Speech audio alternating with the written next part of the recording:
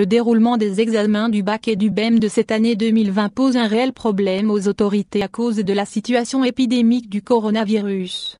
Le ministère de l'Éducation nationale a mis en place une série de mesures préventives pour assurer le bon déroulement de ces épreuves. Le ministère de l'Éducation nationale avait arrêté le 15 juin dernier les dates des examens du bac et du BEM pour l'année scolaire 2019-2020. Pour l'examen du bac, la date est fixée du 13 au 17 septembre prochain. Quant à l'examen du BEM, il se déroulera du 07 au 9 septembre 2020. À la lumière de cette décision, le ministère de l'Éducation a annoncé une série de mesures préventives qui s'inscrivent dans le cadre de la lutte contre le coronavirus en Algérie. Pour assurer la bonne application de ces mesures, le ministère a augmenté l'effectif au niveau des centres d'examen où 9 membres ont été rajoutés, 4 au niveau du secrétariat chargé de mettre en œuvre les mesures sanitaires mentionnées dans le protocole de santé, 4 au niveau des services de désinfection et enfin un adjoint travaillant pour le chef de chaque centre pour s'occuper de l'aspect préventif.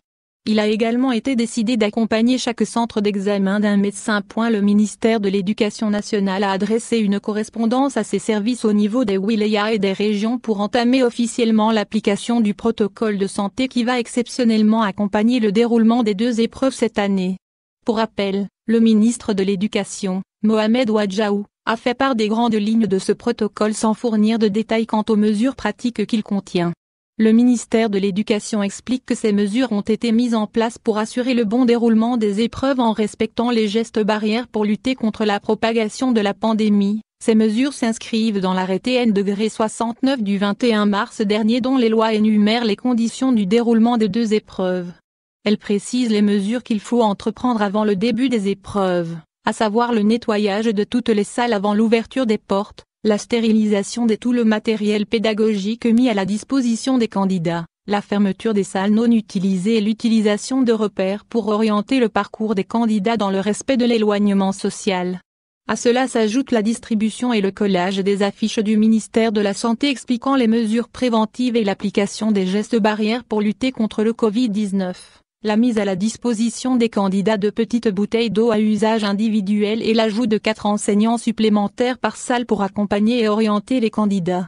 Le protocole de santé exige le port obligatoire du masque par tous les candidats et ce même à l'intérieur des salles des examens avec l'interdiction formelle de l'enlever excepté lors des épreuves pratiques.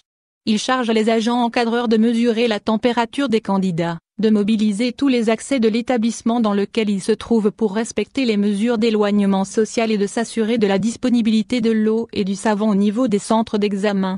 Le protocole précise qu'il faut déterminer préalablement les sièges des candidats et de consacrer une salle spéciale où les candidats pourront signer à la fin de chaque épreuve. Il est recommandé que celle-ci soit en plein air en exigeant le respect de l'éloignement entre les candidats et la stérilisation des mains avant de procéder à la signature.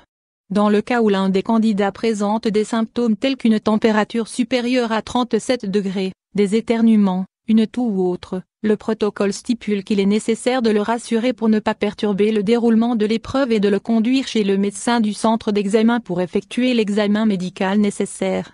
Il est possible de reporter l'épreuve à un autre jour avant la fin de la période des examens, ou de donner la décision finale du médecin du centre.